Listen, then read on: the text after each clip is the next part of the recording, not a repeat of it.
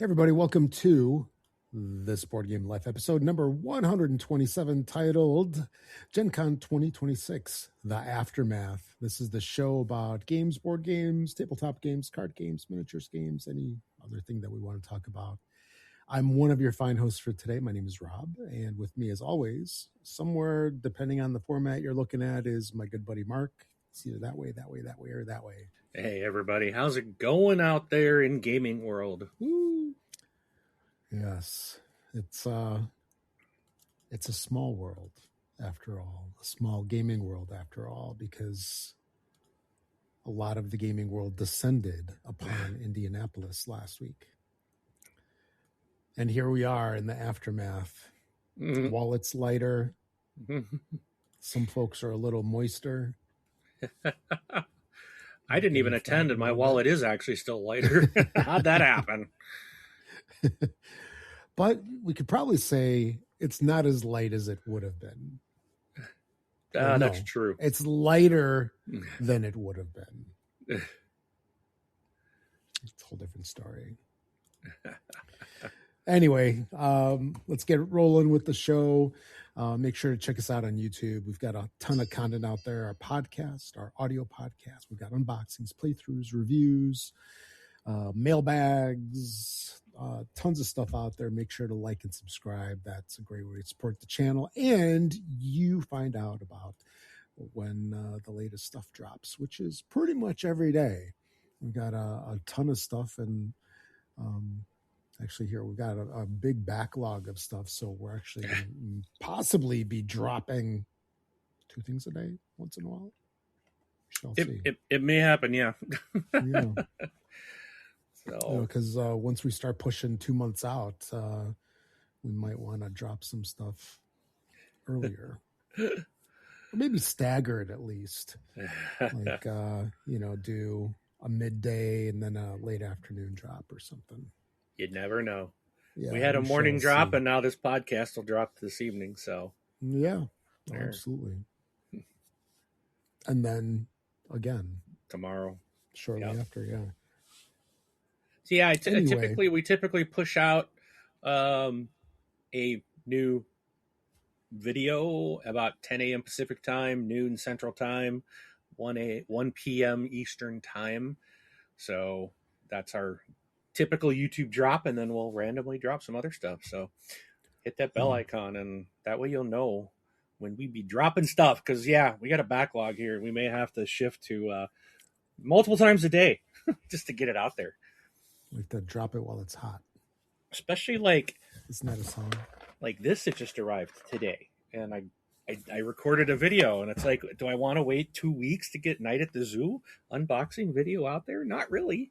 No, I think that gets the GenCon 46. Some quality of service, technical stuff. Maybe some of you got it. It's not default. Exactly. Class. Priority 1. Anyway, so let's talk about what we've gotten to the table lately. Out at GenCon, oddly enough, I didn't play anything new. That's crazy. It was a strange GenCon all the way around, but I wasn't there. I know. You can admit it. Yep. You can tell the masses. Yeah. We got Magical Athlete, a bunch of games of that, a bunch of games of Escape,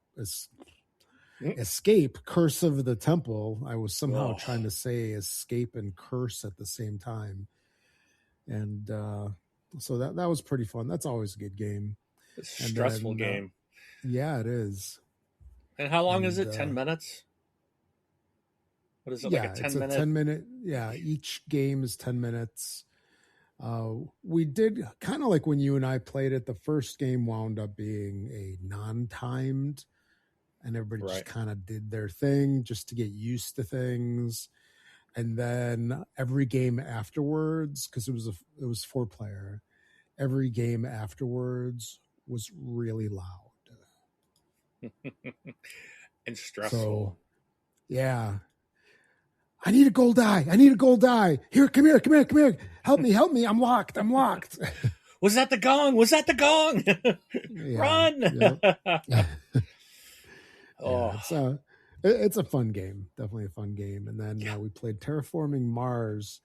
This is our buddy Franco, friend of the show.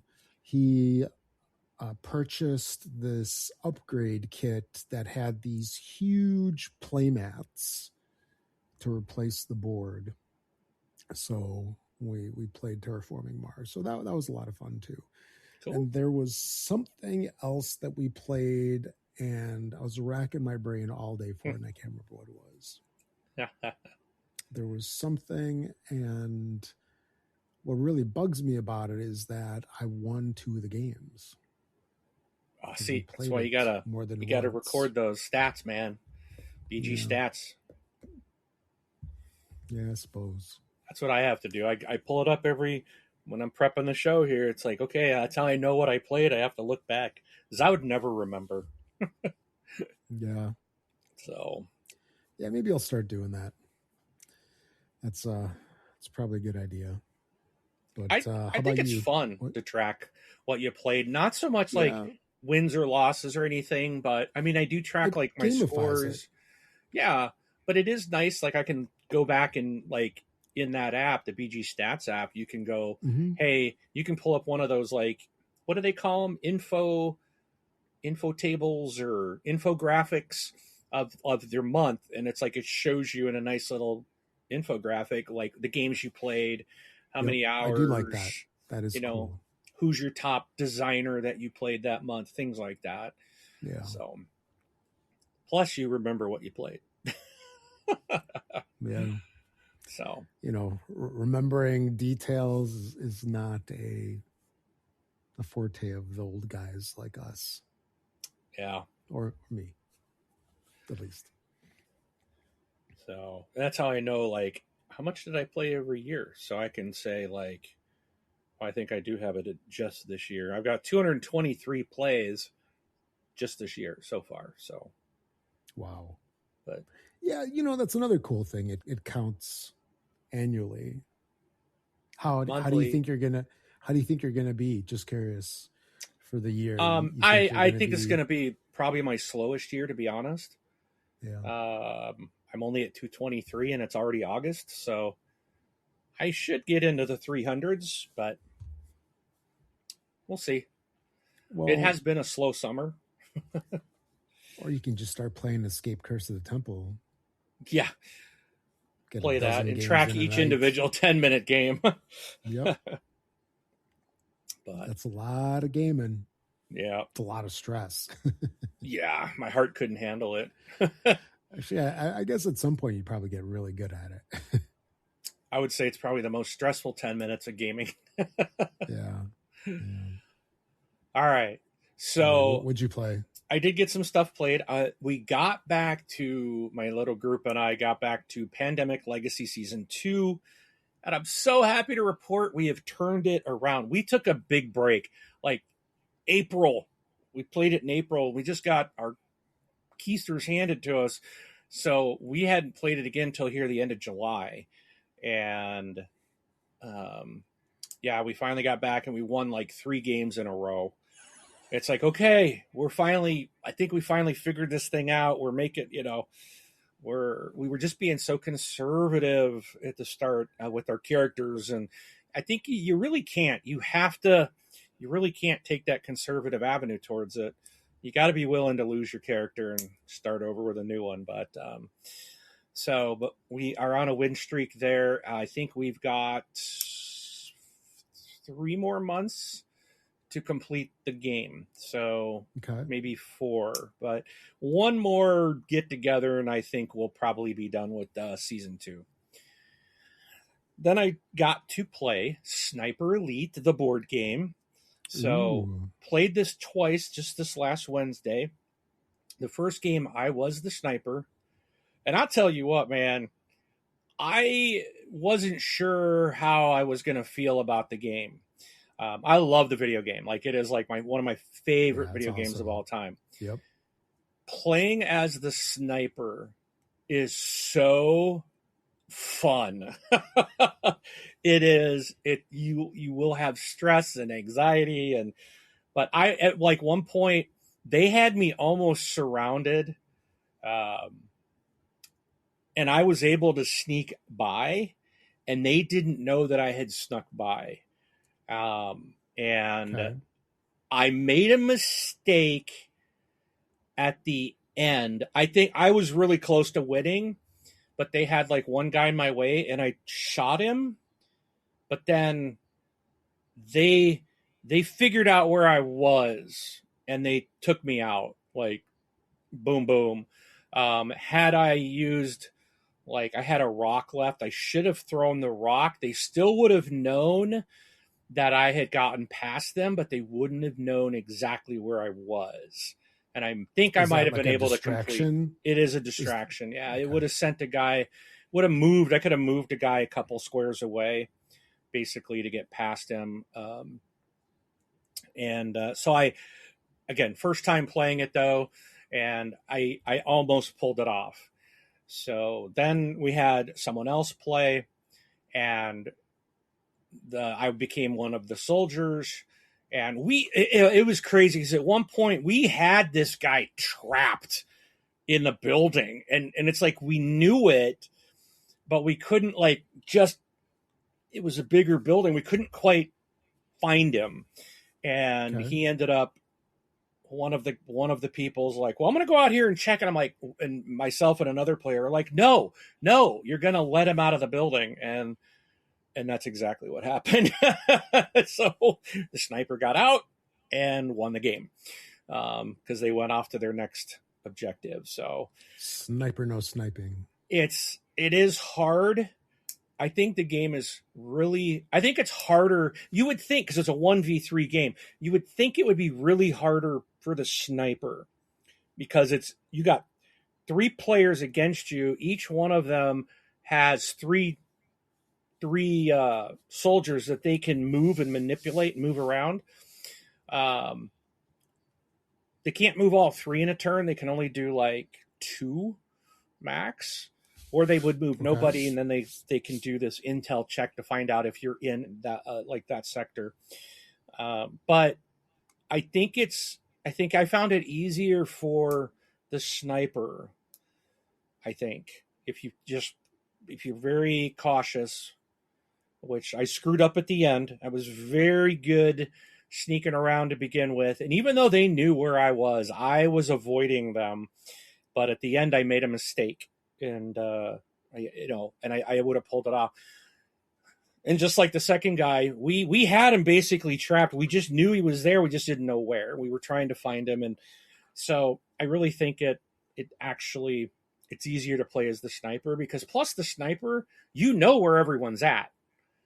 As the soldier, you have no idea where this guy, and you're trying to, you know that the sniper can only do so much. If they don't make noise, then it's like, okay, he can only move like 1 square, because if he moves more than that, then it would have alerted some people. And, it's like, it's harder, I think. I really do. But it can't be that easy for them when they've got you outgunned. So I think overall it's a nice balance, but I prefer playing as the sniper, I found out. And I didn't know how I would feel about that. To the video game, right? Yes. Yeah, I mean, if you make noise, man, you better not make noise in that game. Because they got snipers themselves, and they'll hunt you down. So, but yeah, Sniper Elite, the board game, super fun. I really, really love it. Next, we played it's got a ton of expansions and extra content, doesn't it? It does. I just got a big giant box. I got rid of all of the other boxes, put them all into this nice storage box that they offer. And but there's like 3 main there's the main game, and then there's, I think, three additional expansions plus a small one. And so there's a lot of content for it. And the game actually plays in about an hour. So it's another nice thing is it plays 4 people, but the game basically plays in about an hour. And we found that to be true. With both our games, we were done We played 2 games in about 2 hours. And so now that we know it, I think it'll go even a little bit quicker. At least set up, and we don't have to do a teach or anything. But our actual gameplay was about an hour, so for each game. Next, we played a kind of we were trying to burn some time for the other table to finish their game, so we played Cover Your Assets. It's a cute little card game about trying to protect the assets that you have, and basically you're getting these assets like a speedboat or a building or cars or cash, jewelry, whatnot, and you put them down. But when you get I think it's a pair. All you need is a pair to put down. But then someone else, if they have a card, they can challenge you, so they can put the same card down. And if you don't have another one to protect it, then they steal it. And but once you have another asset on top of that, it protects the one below it. But now your one on top is at risk of being taken by someone else. So it's a real easy, quick card game. It was fun. I really enjoyed it. We also played some more Zombicide, Teenage Mutant Ninja Turtles, Timecrash.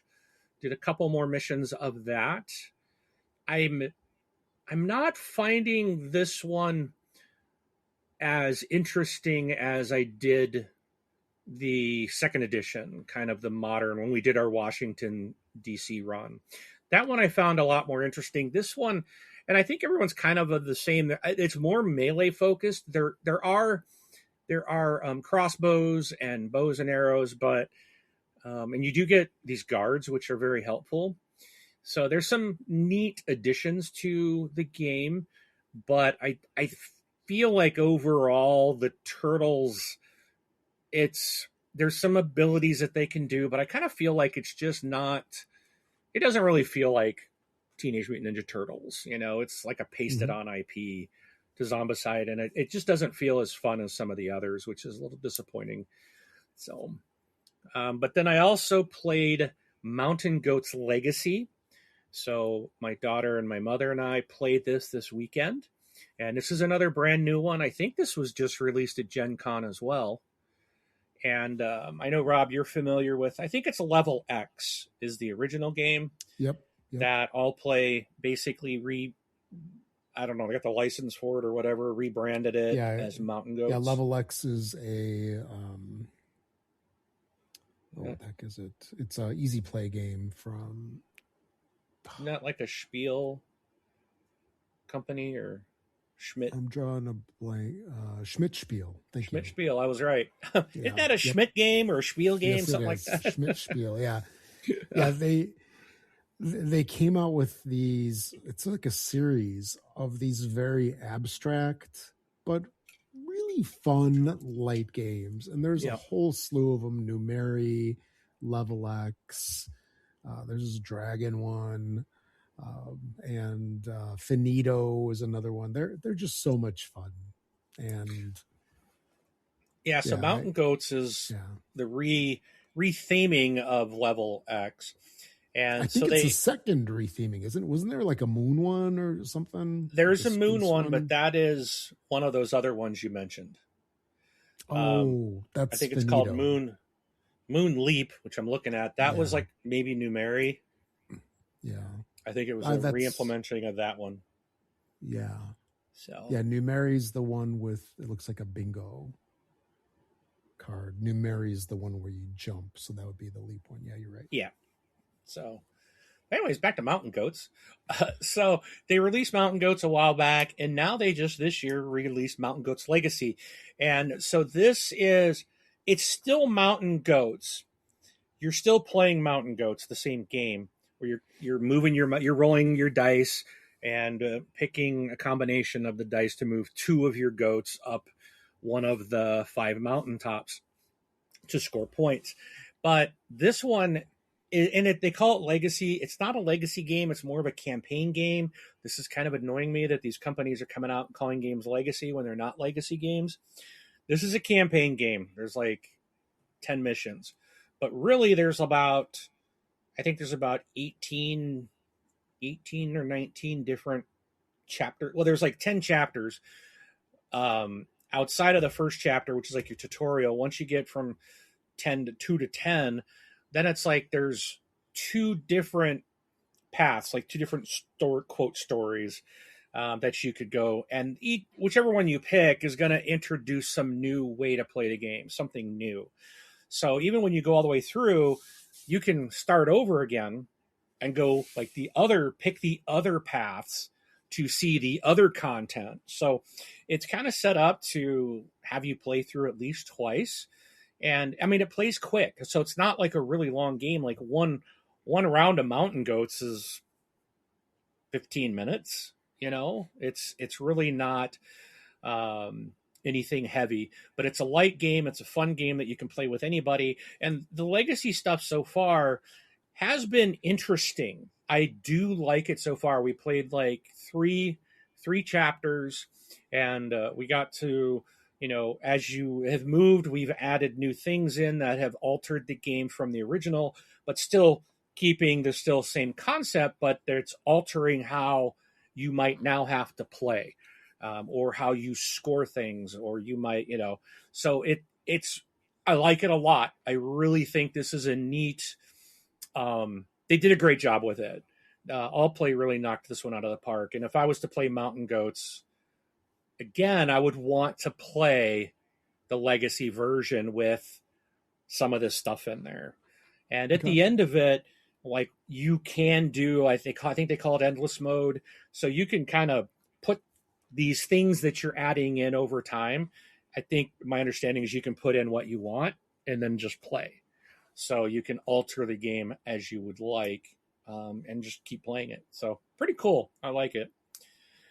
Two more games I played last night, actually. One was Architects of the West Kingdom.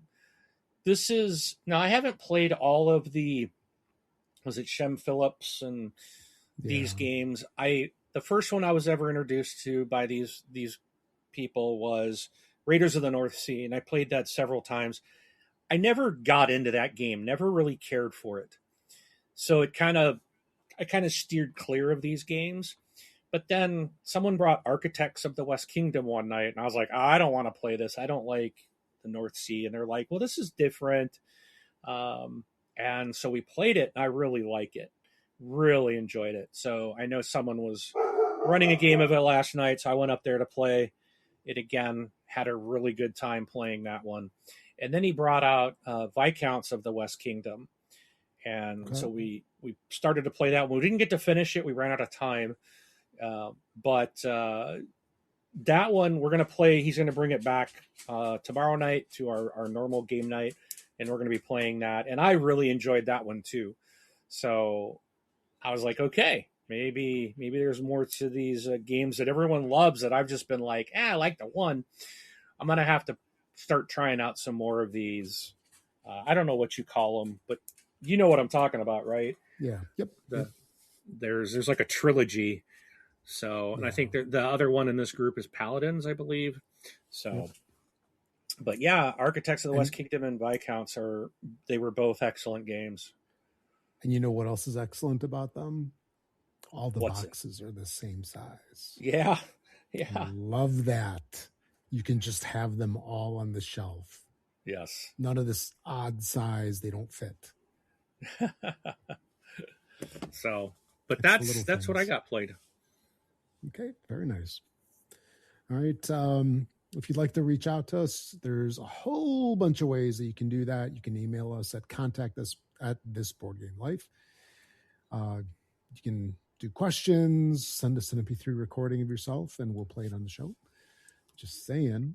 And then you can also make a comment over on any of our videos. We love seeing your comments and thoughts on anything that we post. Also, you can reach out to us over on BGG. The episodes get posted on there. And then also we've got a form on our website as well that you can fill out if you don't want to email. So many options, so many possibilities. All right, on to the news. So a little bit of news today. One of these is a little bit on the old side, but I wanted to bring it in because I think we might have talked about it last time. But I want to talk about it anyway. because we can, because it's our show and we do what we want. How about that? Oh, yeah. All right. First up, this was, I think this sort of dropped during GenCon, but longtime gamers might remember back in the day. This is, I believe, pre-COVID. Will Wheaton came out with a TV show, not a TV show, a series on YouTube that was called Tabletop, which was really cool for its time, where he just basically it was, filmed on a set. They had a board game table and there were celebrities or people in the scene of whatever you want to call it. And really high quality too. Yeah. Very high quality. Yeah, they would play a game. He would teach the game and they would like chit chat and talk. So it was kind of cool. It was very novel for what it was. It only lasted like 2 seasons. And, we've seen some other stuff since then, but it's been almost 10 years since that originally came out. And Felicia Day and Will Wheaton unveiled Conludo as a new project that they will potentially be working on. I don't fully know if it's 100% yet, but we shall see. It's part of a Kickstarter campaign that they have for the guild, Renfared, that is out there. And Felicia Day was actually at GenCon this past weekend. I assume she was promoting her show. I didn't personally see her. One of our buddies did, and gave her a high five, of all things. So that's kind of cool. So looking forward to this. If it actually does come to fruition, the first episode of the series is going to be unlocked as a stretch goal of the campaign. So if and when, I didn't check, actually, let me double check right now to see how far they are currently, because I'm imagining this thing's probably getting mucho dinero. Come on, Kickstarter. Where the heck are you? You would think there would have been a link in the article. No, not just that, but when you search for the title of the thing, that it would show up as being the first thing. But no, it doesn't. I found it and I didn't even spell it correctly. Substack, Medium. 4.2 million pledged currently. 4.2? Okay. Yeah. 28,352 backers, 17 days to go. So when it hits 4.6 million, so it's what, 300,000 away? Yep. 400,000 away.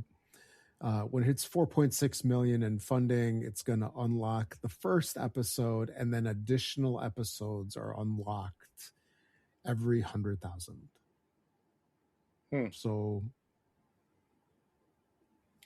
I would do a series like that for 100,000 an episode. Hey, just saying. Yeah. Mark's for hire. Oh yeah, actually, yeah. Current funding is 4.2 million with 27,000 backers. How about that? But yeah, we'll see how this goes. So you looked it up on Kickstarter? Yep. How much time is there left in the campaign? 17 days. 17 days? They could do it. How long's it been going? Started. I don't know. Doesn't say that I see when it started. Probably in here somewhere. Yeah. But anyway, it's been at least probably a week. We can say that.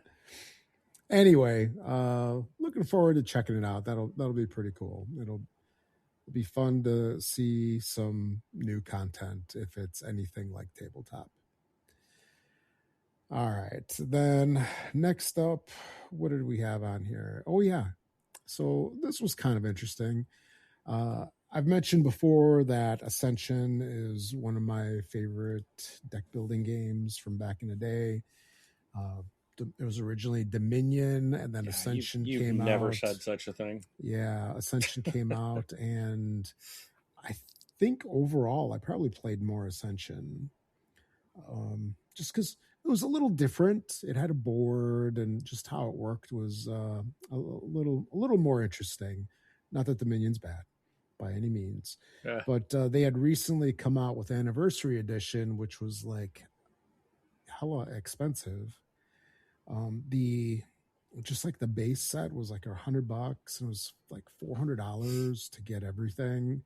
Wow. And I decided to pass on that, but Ascension has been continuing the goodness, and they have the Lord of the Rings Ascension, Fellowship of the Ring to be exact. Yeah, the Lord of the Ring, the Fellowship of the Ring Ascension. Yes. Yeah, so 11 words in that title. Yeah. So it was originally announced a couple weeks back, but it made its appearance over at GenCon. And so it uses the base Ascension mechanics combined with flavor mechanics specific to Middle-earth. There's also a solo mode and a narrative campaign mode. So that's kind of cool. It'll be interesting to see how the solo mode works and the campaign mode, because previously it was just, like Dominion. You just choose a bunch of cards depending on which expansions you have, and you play, and you make the best of it. And there's going to be 3 retail releases for the game line. The first game, The Fellowship of the Ring, is going to hit stores in Q1 of 2028. So it's like 18 months away. The Two Towers is going to arrive in retail in Q2. So we are just at the tail. We're in the beginning of Q3 technically right now, right? So I think July is the month 1 of. We're in the middle of Q3. Yeah. Well, it depends. The calendar quarter or fiscal quarter. Calendar year, yeah. Yeah, we are in Q3 of the calendar year. And then the third game, The Return of the King, is going to hit stores in Q3. So I'm curious, and I don't know. I might want to dip my toe back into the Ascension world, because I haven't gotten any new Ascension stuff in years. But yeah, I'm definitely curious with this. But it's good to see. Hey, it's always good to see new games come out, right? Yeah. New games, new possibilities. And then I'm pretty sure we talked about this before, where Lost Ruins of Arnak came out with the surprise shipment expansion. Yep. So that was at GenCon. It was sold over there. And what I don't remember talking about before was that this was the last expansion for Arnak. We mentioned it. Yeah. Yeah. So interesting. We'll see. We'll see if it's like the artists, the music artists, where they have several last tours. No more tours. Yes, no more tours tour. But this was a hot seller, definitely over there. And then lastly, oh man, I clicked off of it. Oh, no. Yes. So I've got a little bit of GenCon news, because that news came out,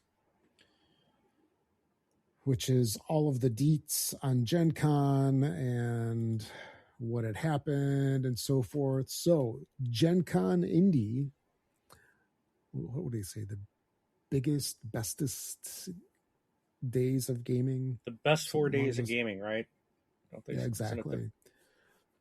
Yeah, it drew a record-breaking, sold-out crowd of 74,000 attendees and close to 800 vendors. And it was sold out yet again. At least that's what the sign said, because they had the A-frame signs out on the sidewalk, sold out all 4 days. And they did a presser today that said, "We are proud to welcome a record-setting 74,000 attendees from more than 45 countries this week for GenCon, generating more than 83.5 million in economic impact for our city," said the chief business officer with Visit Indy. "Together with the GenCon team, we look forward to continuing the momentum into 2027 and the opportunity to grow the event into expanding Indiana Convention Center, the Indiana Convention Center." And so this is one thing that's going to be probably pretty cool in the next couple of years, where there are extra hotels that are being built. There's some kind of expansion that's being made to the convention center. So hopefully that will make the overall experience better. I know it's kind of mixed initially on like the food options over there, but the way that they've redone things for the food trucks, that's kind of cool now.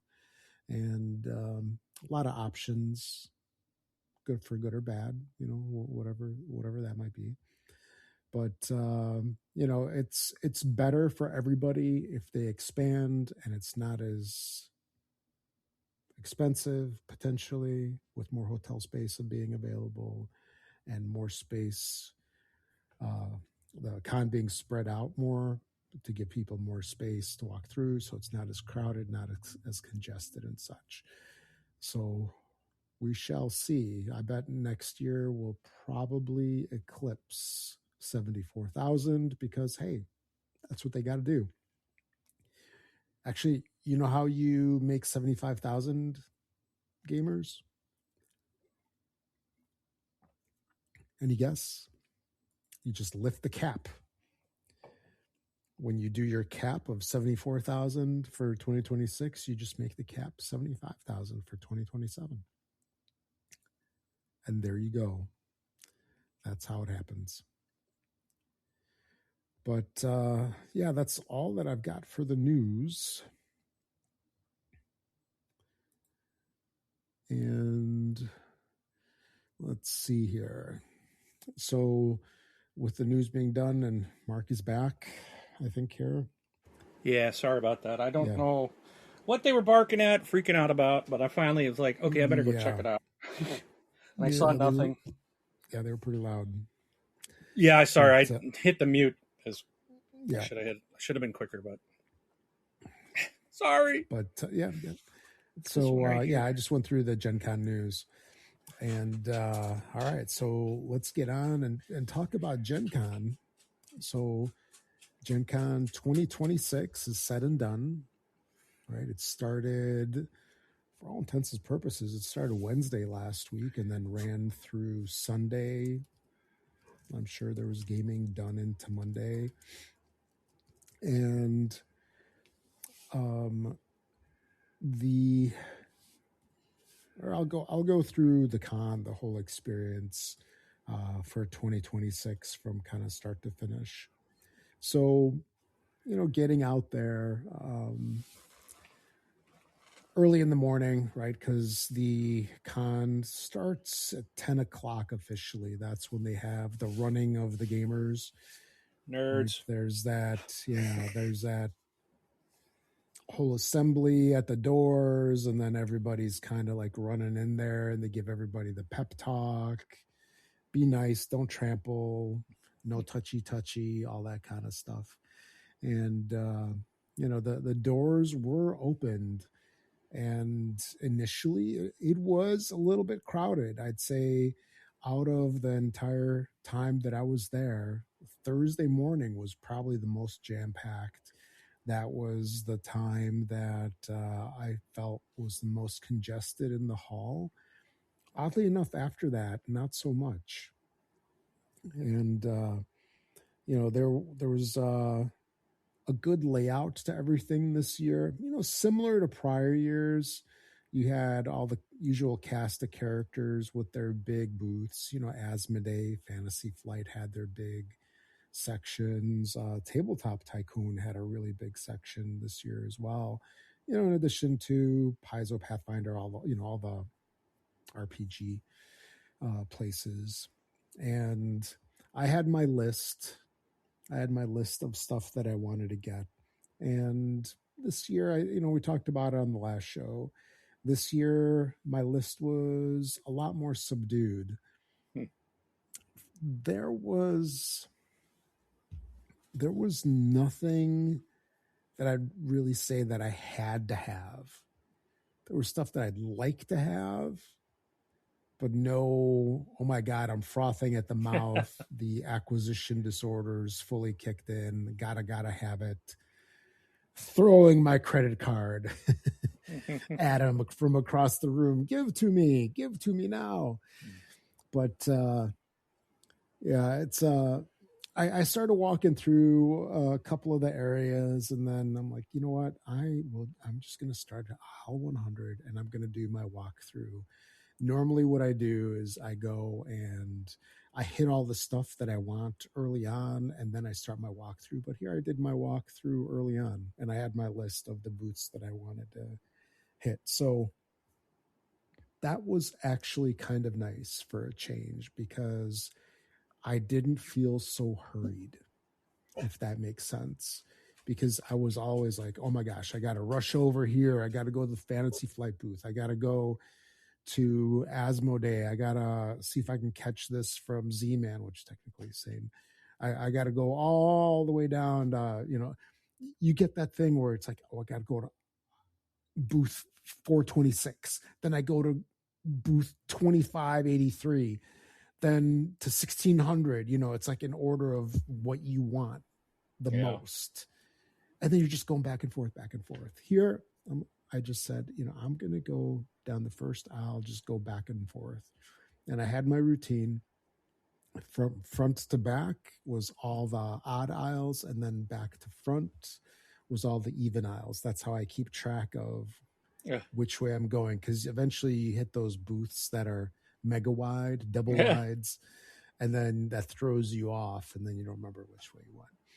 But I did pick up a couple of things along the way. I picked up Night at the Zoo, which we talked about briefly. I picked out Drillers from CGE. Yep, there you go. Drillers from CGE. Let's see what else I got. I don't remember. I got Papyria and what, Dragons of Etchinstone. Is that how it's called? Yeah, I don't remember. I know it's Etchinstone, but I don't remember if it's Dragons. It's Dragons. Yeah. Okay. Yeah, and that one I got upsold because I was like, I'm just going to get the base game, and good upsold choice. Me on the bundle. I got the bundle. But the nice thing is, it was only $35. Winning. It's not an expensive game. Yeah, it was only like $15, and then each expansion is like 12 or something. Because it's basically like a little card game. It's kind of like, like 20 strong ish. Anyway, so let's see, did anything like really stand out? FFG had a whole ton of stuff like they normally do. One thing that was a little bit of a disappointment was that I really like the FFG in-flight report.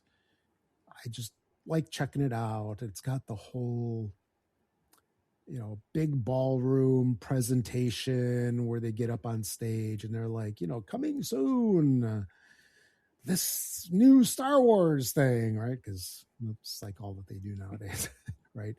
It's like Star Wars this and Star Wars that. But I've always enjoyed that, probably more so in the past. Did they do one this year? I know last year they had like an online one. I don't remember if they had an online one this year. I don't think they did. but they did some announcements. Oh, okay. Because there's some Star Wars stuff that came out. But yeah, FFG had a really nice presence. Asmodee was just massive. I always like AEG as well. AEG for me this year, the big highlight was that they're coming out with a Kickstarter in September, so it's a couple weeks away. It's a new game called Electrify from, oh man, I think it's Phil Walker Harding. Let me double check that. If I can spell Electrify. Spell it with an E. No, John DeClaire. John DeClaire. Oh, okay. So definitely looking forward to that. That's going to be an insta-back for me. What can I say? But yeah, they had a big presence. I did see, the other usual players, Chip Theory, the Dice Throne guys were there, of course. There was a little bit of a shift of things, which was kind of interesting. Some of the companies were separated out. There was a little bit of a presence in the Great Hall, which is like Hall CDE, maybe. You know what I'm talking about, right? Those big halls with the tables. Yes. So some of the retail slightly went into that, which means that they're kind of running out of space. But let's see. What was I saying? Yeah, I saw them. Tabletop Tycoon had a very large booth, which I was pleasantly surprised. So they had a ton of games. Really nice section. All Play was there, of course. They had their stuff. The Dice Tower crew was manning their booth as usual. And overall, outside of that initial, let's say, 3-hour period on Thursday, the thing that kind of caught me by surprise when I think about it afterwards is that it did not feel super congested, like whatsoever. I mean, there were areas that were kind of gridlocked. Usually it's where you get the aisles with the cross aisles. Yeah. You know what I'm talking about? Where people are kind of merging and merging, bumping into each other, and then you get that one person that is very hesitant to get in front of other people. You know what I mean? It's like, oh yeah, it's like the people that are afraid to get on the on-ramp on the highway. Right? It's like the people that, I don't know if you've ever seen it, because I've run into a bunch of times where you get on the ramp and the person stops. Yeah. You don't stop. You don't stop, because now that you're stopped, how are you going to get up to 60 in your Prius? You're not. You're not. Now you're a big hazard. But anyway, so it just wasn't, it did not seem super crowded at all. And after a couple hours over there, we hit the food trucks, and the food trucks were kind of jammed during prime time. There was a little bit of a wait. Even that did not seem as bad as prior years, because I remember before we would just sit there and wait, man. Yep. We would just wait like 10, 15 minutes for the food. At least that's what it felt like. But there was plenty of space to find a spot to eat. The second day, we actually went inside Lucas Oil Stadium and ate at one of the tables over there. That was a little bit nicer because it got napkins and condiments and stuff. And one thing that's kind of a downer is, I know, Mark, in previous years, we always used to go to lunch over at the mall, Circle Center Mall, so that's totally shut down. So the parking garages are open, and that's it. So Both blocks are totally shut down. There's restaurants and stuff that are still open at ground level, but everything else is shut down from up above. So that's kind of a bummer because that was always an easy lunch with plenty of options. And let's see, after the first full day, like we closed out the hall, and then we elected to just go back to our friend's house and do some gaming over there. So that was nice because in previous years too, we'd always go into the big hall and then, try to find a table. Yeah. And then you eventually get kicked. You have to find another place. Mm-hmm. And then usually you find the double wide tables because now you feel like you're having dinner at the rich people's house, where they're in that big long table, like the 50-foot long table, and you're eating on opposite sides and kind of shouting to each other. So, we elected to whatever. We skipped that.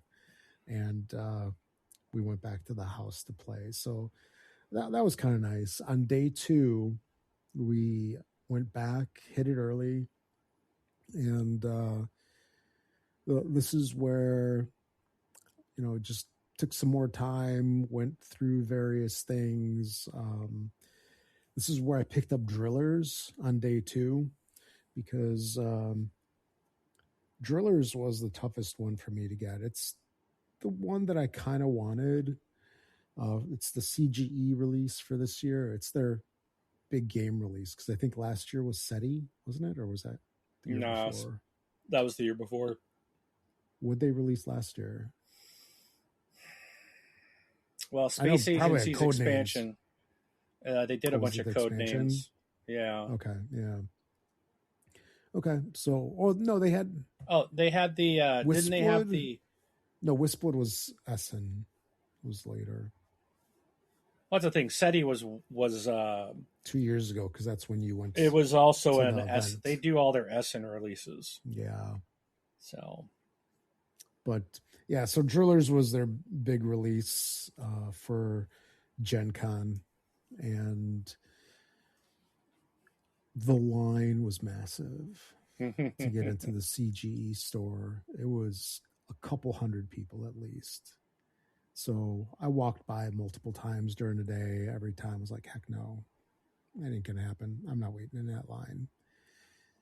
And so actually that happened a couple of times on Monday and then also on Tuesday. And then Tuesday afternoon, I walked by it again and there was maybe 20, 30 people. So I got in line and I did get my copy. So cool. Yay. But did you buy the upgrades? Almost. I was thinking about it, and they do look really cool. Normally, I'm a big no for money. I stopped buying money a long time ago, or the upgraded coins, rather. I'm giving good money for fake money. Yeah. Okay. But the coins did look kind of interesting, but when I got up there, they were sold out. So yeah. The lady that was helping me was telling me that, oh, you can get them online and stuff. I'm like, okay, yeah, that's fine. Whew, close one. Because the game's $60. Yeah. And the coins were 40. Yeah. So they are sold out online right now. So yeah, I'm sure. On the CG site. Yeah, because that's so. If you think about it, if you have a print run of, let's say, 10,000 games, how many upgraded coins do you do? Yeah. Do you do half? Probably not. Probably not. Probably a lot less. And then what the demand probably 10%. Yeah, if that even, yeah. But I'm sure it's good margin on that stuff. Yeah. But yeah, so I did pick that up, and even though the line was long, there was quite a few people that were buying Arnak. They were buying Arnak and code names. I just assumed that everybody that was waiting in the line would really be going in there and trying to get drillers, but that wasn't the case. And yeah, so by the end of day 2, pretty much everything in the big hall was done at least twice. And then we always go to the AEG big game night. That is one of the highlights, I think, for me for Friday. I really enjoy big game night. Been going to it for years, and thankfully I did have a ticket this year. That was a close one, but big game night this year, because Mark, we've gone to it twice, right? Yeah. Or just once? No, we went both times. Twice, yeah. So big game night. I've been there, I've only been there twice? Yeah. Yeah, it's okay. Yeah, first I don't know why I thought I was there thought I was there for 3 years, but I guess this would have been my 3rd year, wouldn't it? Yeah, okay. So the big game night entry, normally everybody queues up. So it's in the stadium. It's in the stadium in one of the, I don't know what you would call it, this big like event room that they have, meeting room maybe. It's 2 floors. It's really nice. Yeah. It's a nice part of the stadium. I mean, the whole stadium's pretty nice. But it's in this big event room, and everybody lines up in the hallway outside. And I remember in previous years, it seemed like we were just out there forever waiting. And I think some of that had to do with just getting the tickets. But, or trying to beg our way in. Like, hey, we're in this board game life. Who? And they're like, oh, it's Rob. And who's that other guy? I don't know. I found him. I'm a trusty sidekick. Yeah, I found him. Decided to keep him. But so everybody lines up out there, and it just seems like it just takes forever to get in. And this time it was so fast. They did such a nice job because they weren't using tickets. They were just scanning badges. So about time. Thankfully, the online virtual tickets, about time, GenCon.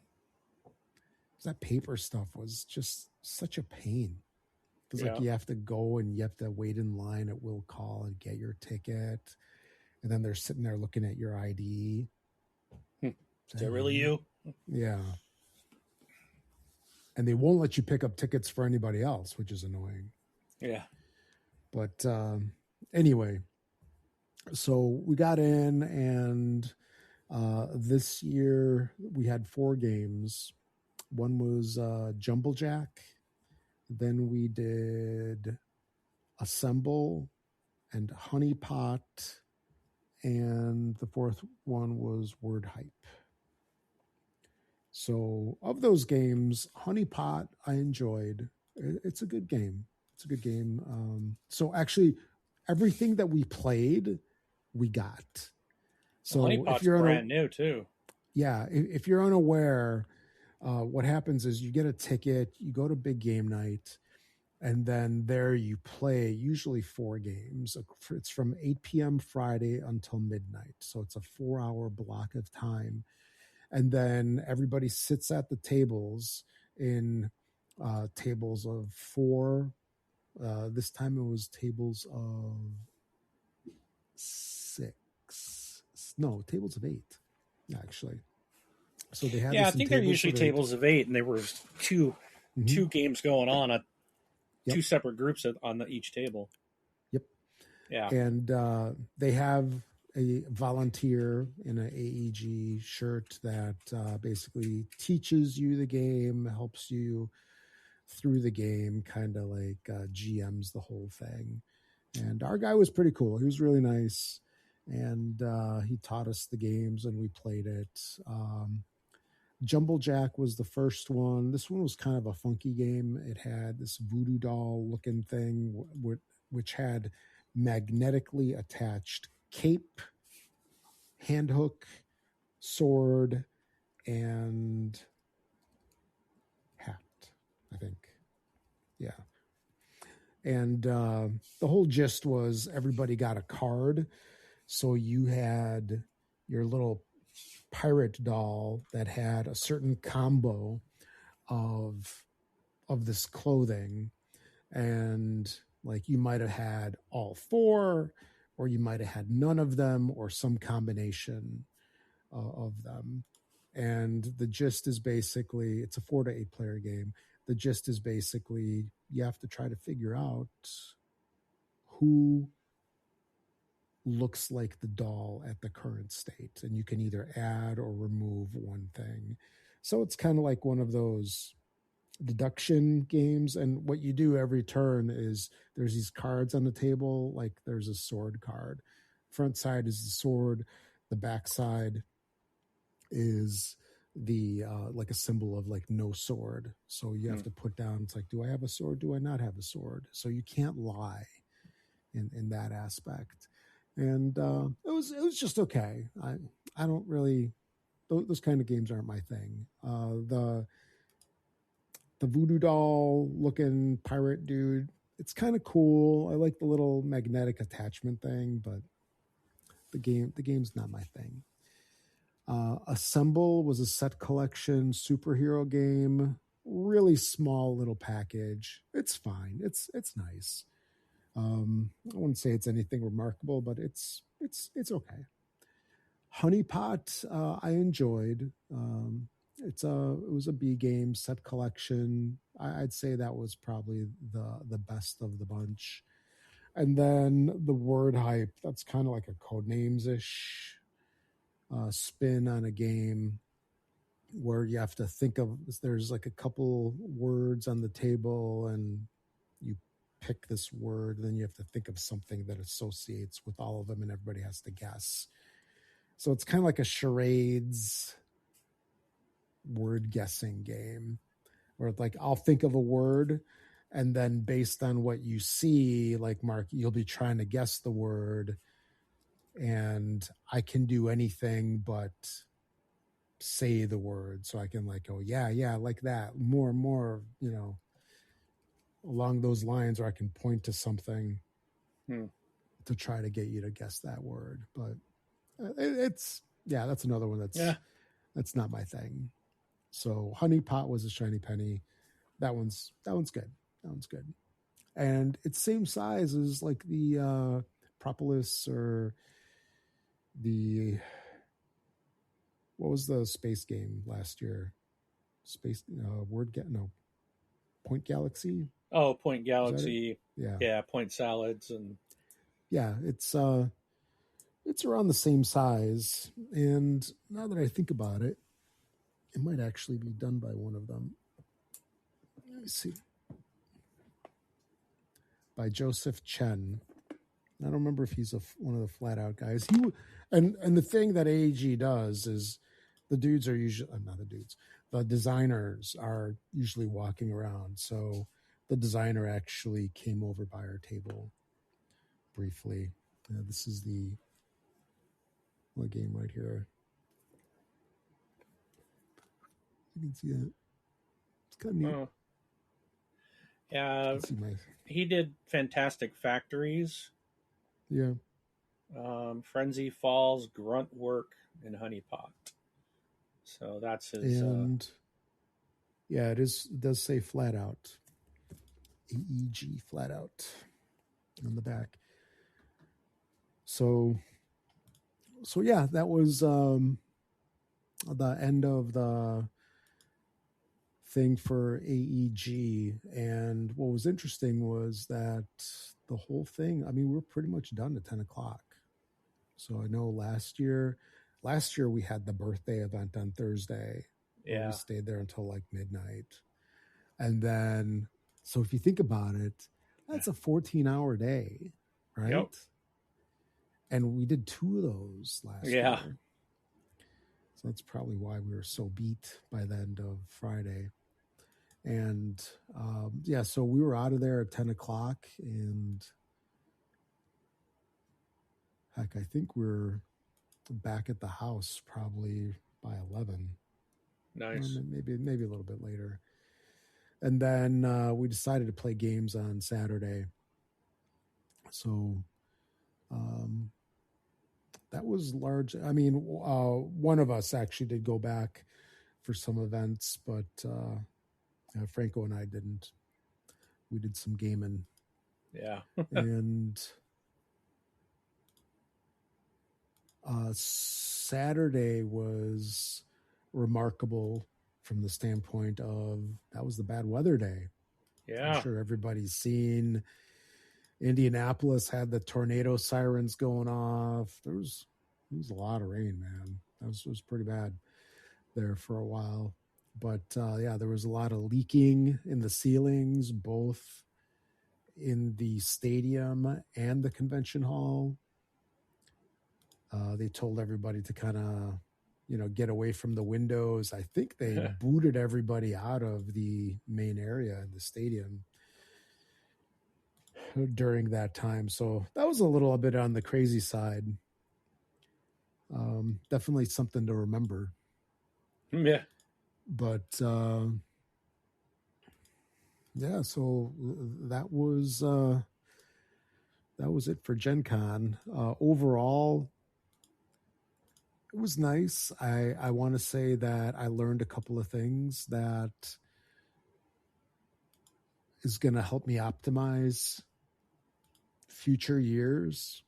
I'm not going to share them. I'm not going to share them on video because, if you let it out and everybody knows, then it's no longer an optimizer. That's right. If everybody's doing it. So, yeah, but overall, it was a good year. It was very light. My wallet wasn't, flopping around on the floor in anguish, which is good. I don't think I spent $200. Wow. Which you spent is more amazing. in gas to get there than you did there. You're not wrong. Did you find anything at that first store that you went to the night you arrived? Oh yeah, I stopped at the Game Preserve. No. Yeah, nothing. I just kind of looked through. They didn't really have anything new. And one thing that I did prior to heading down there is I looked through a bunch of the game stores, Miniature Market, Card House, and all those. And I was just looking through. I'm like, is there anything that I'm looking for that I can just order? Yeah. And I didn't really see anything. And Game Preserve really didn't have anything. Oh, and I forgot to mention, we went to the room that had the auction stuff. Yeah. So there's the separate area that's got all of the, I don't know what you would call it, the old games, consignment games. Yeah, consignment. Like that. They had that in the auction, and there was a ton of good stuff. Oh, I remember the other game I played was Castles of Burgundy. Oh, that's right. And because our friend was looking for Castles of Burgundy, he was curious about it, and he was interested in getting Castles of Burgundy there to decide if he wants to get the special edition or not.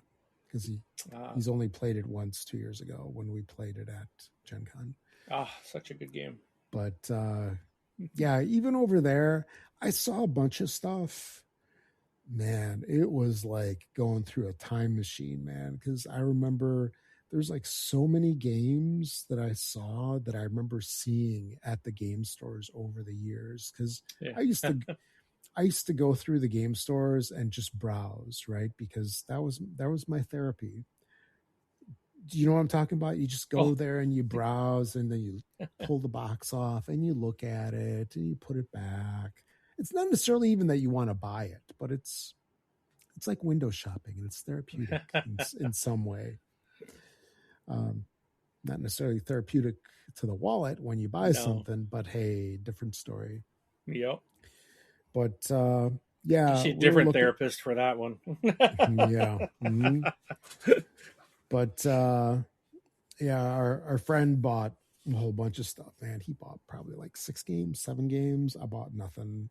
There were a couple of things that I was kind of like, oh, this would be nice, but and that was interesting too, because there were some games that at one point I wanted, but the FOMO has passed on it. Yeah. That ship has sailed, and I'm fine not having it. And there wasn't anything there that was that game that got away, right? That game that you wanted, that you were never able to find, that's out of print.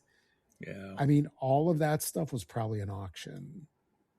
And I didn't watch the auction. There was something that sold for a couple $100. I don't remember what it was. But it was, I just remember hearing them say like $3.95 sold. It's like, wow.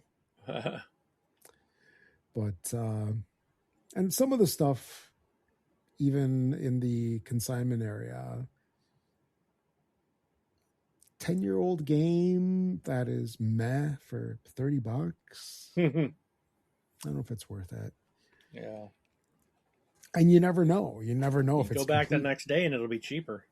That's right. Take the risk. Yeah. But yeah, wait till Sunday, man. That's what you should do on Sunday now is go to the consignment section and see, because that's the cheapest day for them.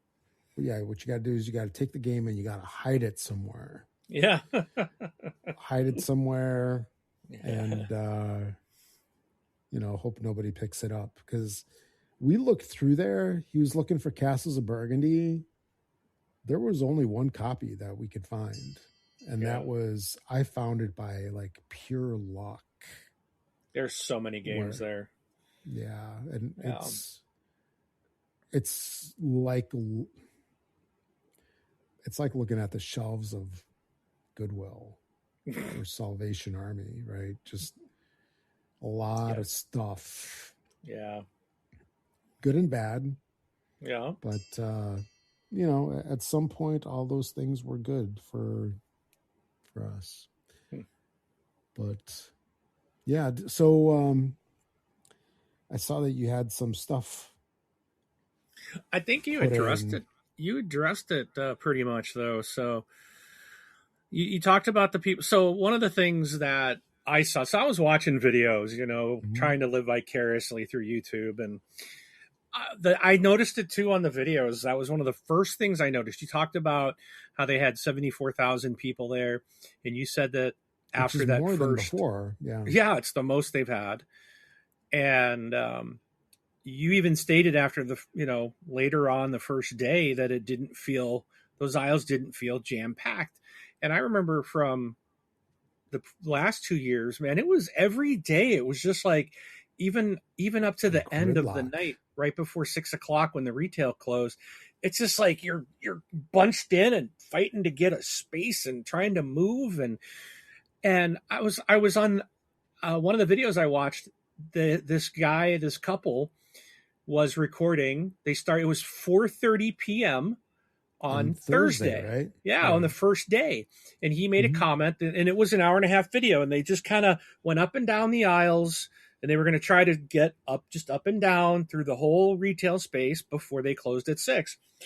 And the guy made a comment about, like, right off the bat, like, well, it's not as busy because it's 4:30 in the afternoon. And I'm thinking, but it's day one. And I'm like, this was always crowded. I actually even was like, am I in the right year? And I had to go look. Yeah. I was like, maybe I clicked on a video from 10 years ago or something. Yeah. No, it was this year. And I'm just like, there is so much space. I'm like, where are all the people? And so, and then I asked you about it, and you were like, yeah, it seems like there's a lot more space to move around. And here he goes, just going to bark again. Yeah. And I'm just like, and now I hear that's like the largest crowd they've ever had. I'm beginning to kind of question that, because from what I saw, it looked as if it was a much lighter year than previous. Well, so the thing that I wonder about, like, so I go to music festivals, these like ridiculous music festivals with hundreds of thousands of people. And the music festivals implement crowd management where they kind of move everything around to like make paths for people to walk, to kind of, fix gridlock, to fix choke points and, things that are problems in previous years.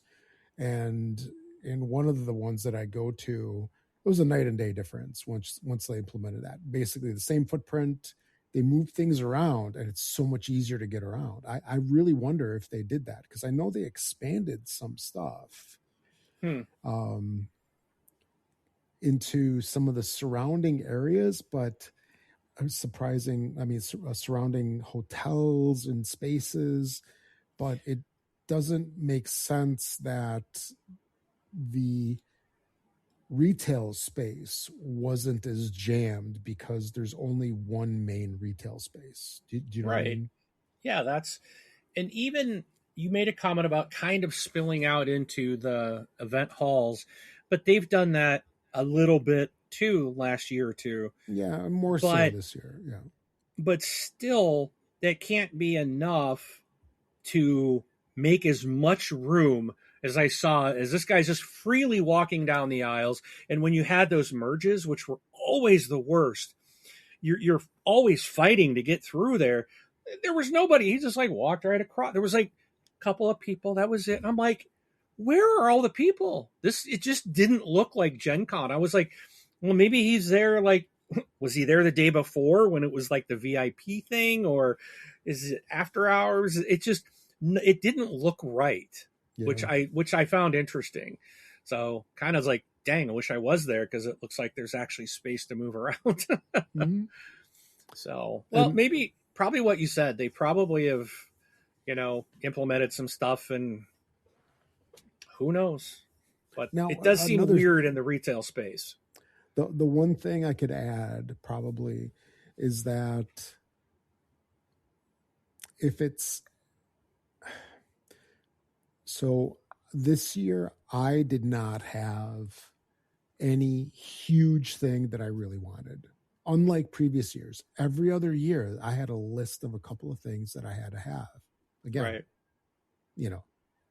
Foaming at the mouth, just running in there, got to get it, right? Yeah. Waiting in the lines.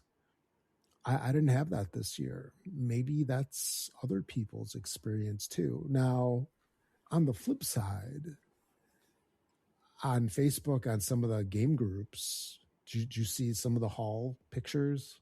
Yeah, that they had on there. There was one. I have never had a hall that big. I think it was a couple that got probably 30 games, maybe more. I didn't count them. I'm like, man, it's a lot of games. And I was just thinking. You remember my first year there, right? Yeah. I had to buy 2 large suitcases. But to film with just games. Yeah. And it just actually I did think of you when I saw that. But I was just thinking to myself, like, how do you carry all that? Just you have to drop it off somewhere. Yeah. Well, they have that service there now at GenCon where you can buy stuff and go check it in and then just go back and check it out later. So you're not carrying it around the hall all day. Mm-hmm. Yep. So. And there is a $15 surcharge just for touching a package at the business center, at the convention center, by the way. So if you want to ship something, it's $15 just to process, just to do that. They got to make money somehow. On top of whatever your shipping cost is. But I really wonder if maybe most of the people just didn't have anything that they really had to have and they were just milling around, or maybe they stayed out of there. or maybe, people kind of just waited. Yeah. But it then definitely again, felt different from the video. The biggest line that I saw was the CGE line, and that was in a different space anyway. Yeah. That was outside. All right. So I think you answered this one already, but what was your favorite thing this year at Gen Con? I know you kind of talked about AEG Big Game Nights, kind of like always your big thing. But so outside of that, was there anything this year that stuck out different that you're like, hey, maybe you enjoyed that as a highlight of this year?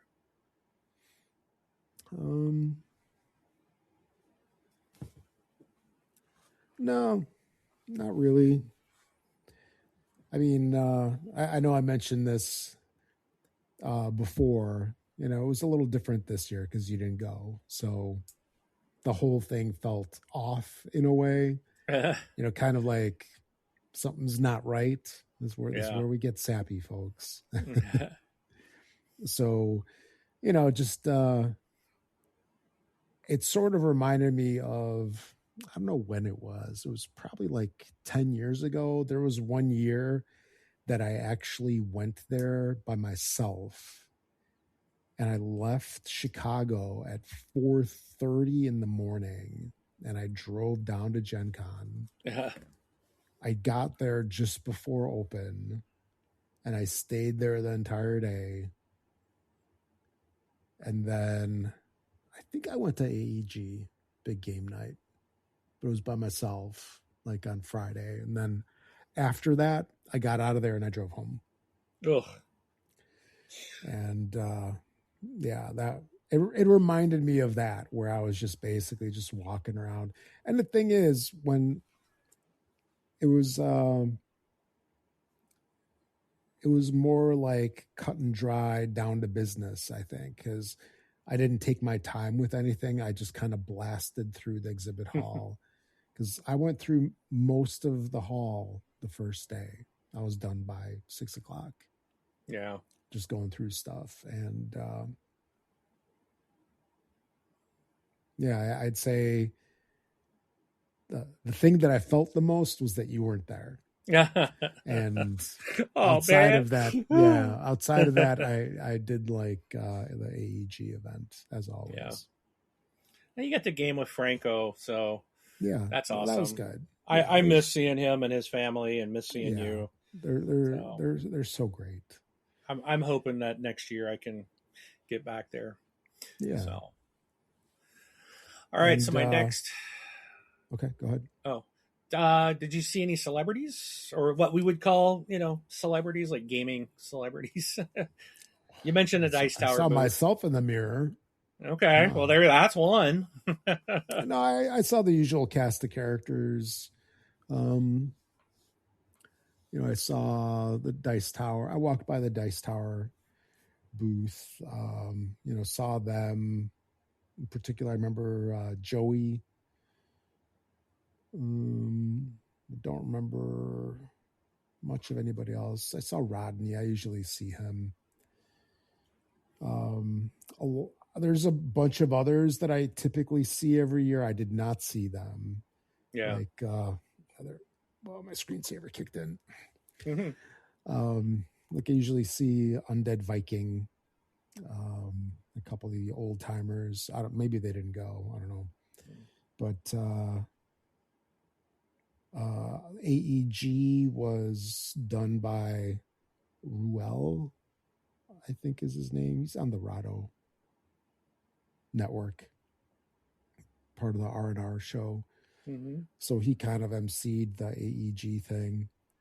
And Franco saw Felicia Day. Okay. Outside of that, I really didn't see anybody. No.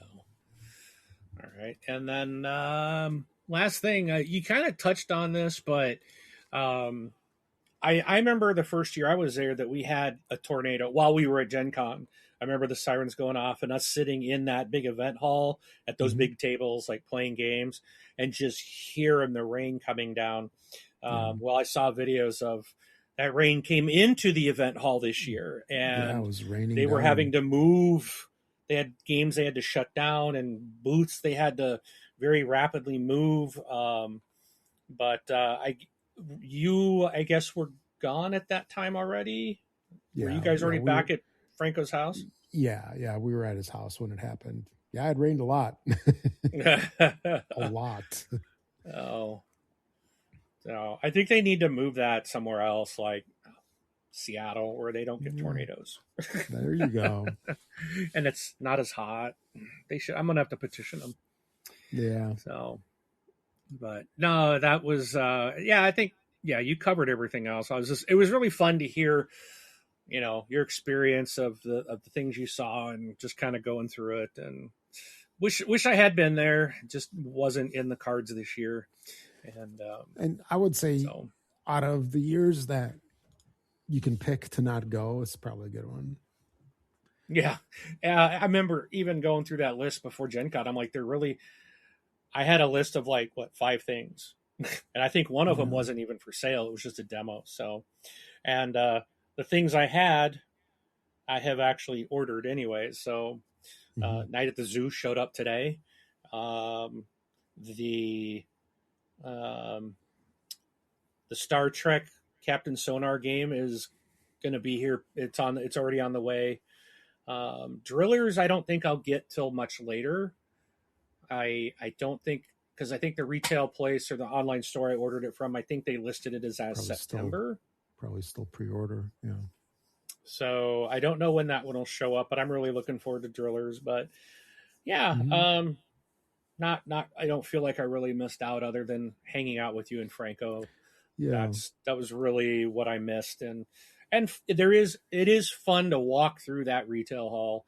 I do like going into the CG room, some of those offshoots. And I think next year, if I can go, I'm going to try. I want to try to maybe I'll say this too. You mentioned it, not having to go and run here and there to get this and get that. Just going through, you enjoyed it more. And I remember last year on our first day, we did our split. We both kind of went after a couple things, and then we met, I don't know, an hour or two later, I think for lunch. But then after that, we just hung out and we just kind of cruised. That's all we did. We just went up and down the aisles. And I remember us talking about that last year, about how much more enjoyable it was just to walk around without having to feel like I got to go get this. Because it was just so much more enjoyable just to walk around and see what's there. Right. And I think next time I would like to do,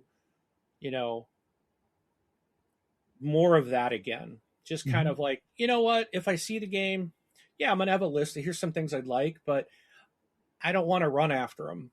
It's more of if it's available whenever I get to their booth, then I'll pick it up. If it's not, I'll get it eventually. It's not the end of the world. But I'd like to go and maybe look a little bit more at some of the Artist Alley. And there's things I've never seen at GenCon that are in other buildings. I've never even been into some of those buildings. I really would like to go to the consignment again.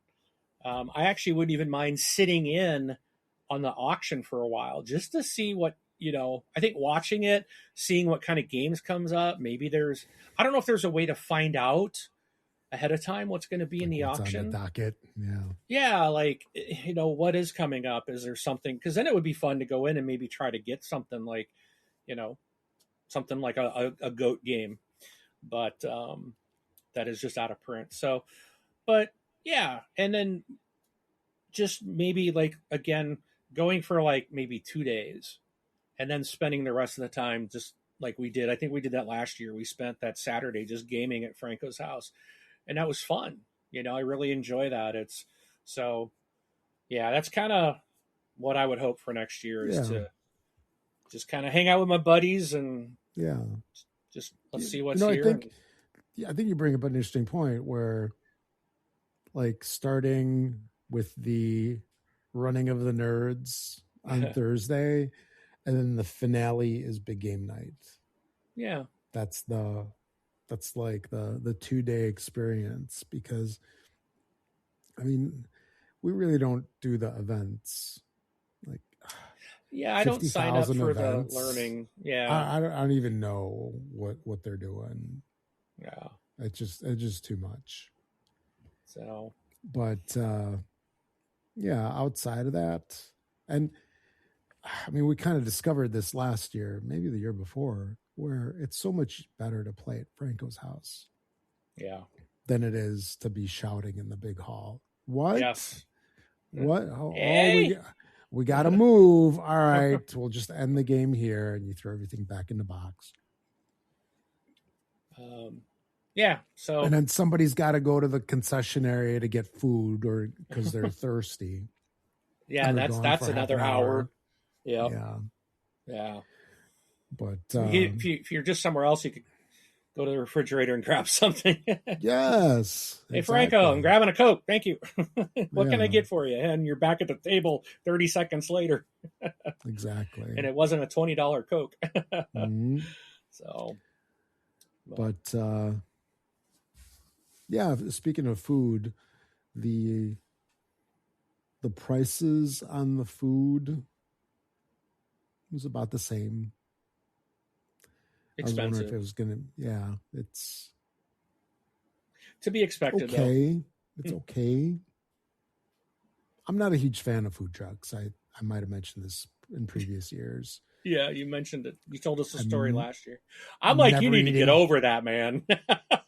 I had a bad experience with that pierogi truck. Never again. You don't go to that truck. You go to others. Never again. I didn't see it this year. You know what I didn't see is Harry and Izzy's. Oh yeah, I was looking forward to that because we ate there last 2 years, right? Yeah, we had the burgers and the tots. It's good. They're good. Yeah. Mm-hmm. But yeah, so yeah, I think it's about it. So another GenCon is in the can. Yeah. Did you crowdfund anything in the last 2 weeks? Yes, I did. Because I didn't. I was good. Oh, man. Except I got a stack of stuff here I still have to do unboxings on because I still spent money. Oh. Yeah, I don't remember the name of it. It is from Postmark Games, Reroll the World, and Master of Coin. So Master of Coin, that just closed this weekend or this week, yesterday, I don't remember.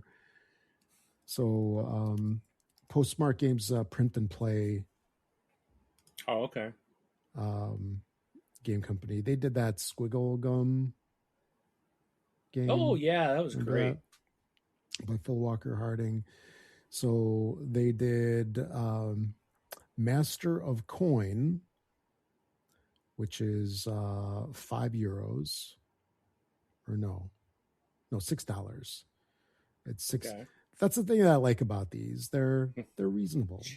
Yeah, $5. Affordable. You print them when you want to play. They don't take up any shelf space, and they're decent. So Master of Coin, you use real coins to play it, which may or may not be easy to do nowadays, especially with pennies. Go get the pennies before they're all gone. Exactly. Yeah. Is that something you should do? Like get a roll of pennies, for the grandkids or something? I don't know. Like here, when I was your age, we had pennies.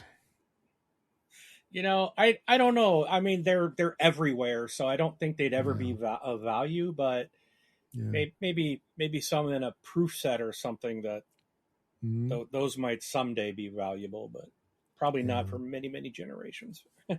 Yep. So, but yeah.